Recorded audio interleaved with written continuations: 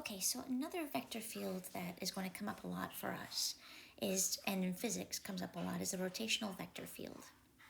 Imagine like a current in the sea that's going around and what's happening with that. So we're going to try to picture what that looks like.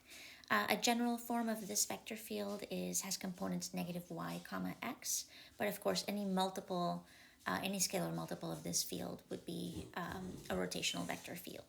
So we want to get a sense of what's going on along the axes first, and then we'll fill in some vectors in between. Okay, so let's suppose that we put in points along the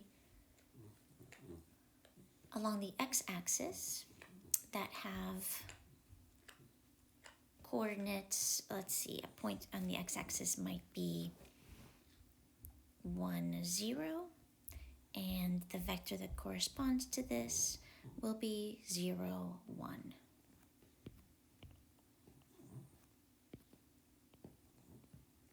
So if we go to 1, 0, vector that corresponds to this is 0, 1, which means that it points upward and has a length of 1. If we look at something like 2, 0, vector that corresponds to this will be 0, 2. So we have a sense that this is going to again go upward and we'll have a length of 2. And the lengths will increase as the x values increase. We can also gather from if we put in negative x values, we know that, for example, negative 1, 0, our vector will be 0, negative 1, so it's going to turn downward towards the negative y-axis. And we have a sense of what might happen when we put in increasing negative values along the x-axis. So we've got something that looks like that.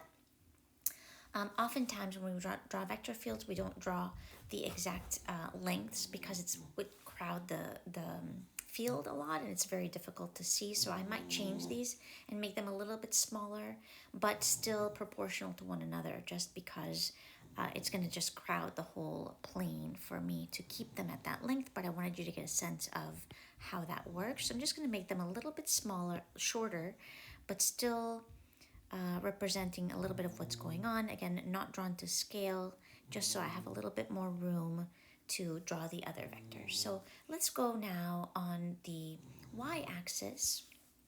And if I put in a point on the y-axis like 0, 1, well, this time the vector is going to be negative 1, 0.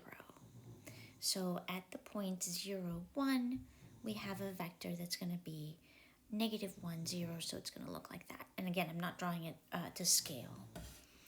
We do a few more. If I put in 0, 2, then our vector will be negative 2, 0. So it's going to look something like a little bit longer. Okay, we have a sense of what's happening there. And if I put in negative values or points along the negative y-axis, like 0, negative 1, then the vector will be 1, 0, and will turn towards positive x. So something like that. All right, so you get a feeling that this will be rotating, and it might be nice to put in some intermediate points just to have a sense of what's going on. So I'm going to put in the point, I don't know. Let's see, I'm going to put in the point 2, 2. And when I put in 2, 2, we get the vector negative 2, 2. So that's going to go negative 2, 2, so it's going to look something like that. So probably we're getting a rotation. We're really getting rotations that look like this. And then some things that look like that. So here I'm doing a little bit of guessing, although I've seen this before.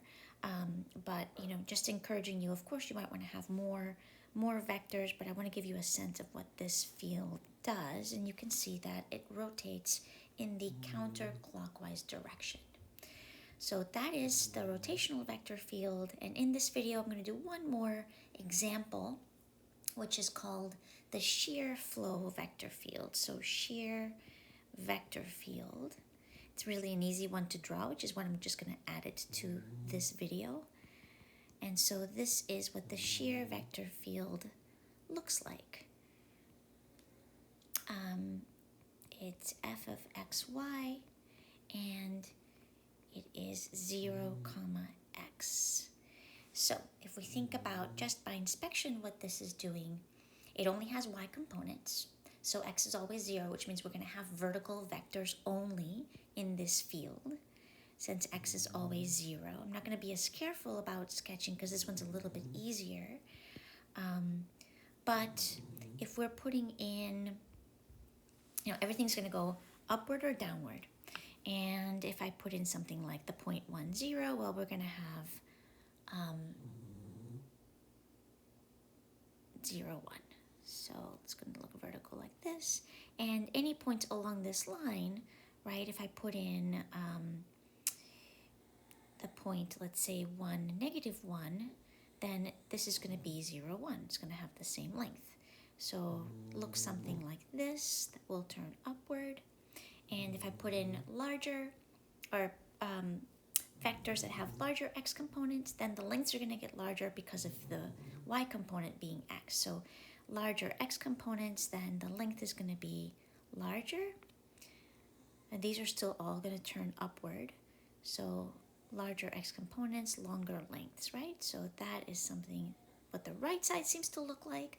On the left, if I put in a negative value for x, then my vectors are going to turn towards the negative y direction. So when I put in negative values for x, we're going to get something that looks like this. And as my values become larger negatively, the magnitudes will also become larger. So we're going to get things that look like that. And that is the shear vector field.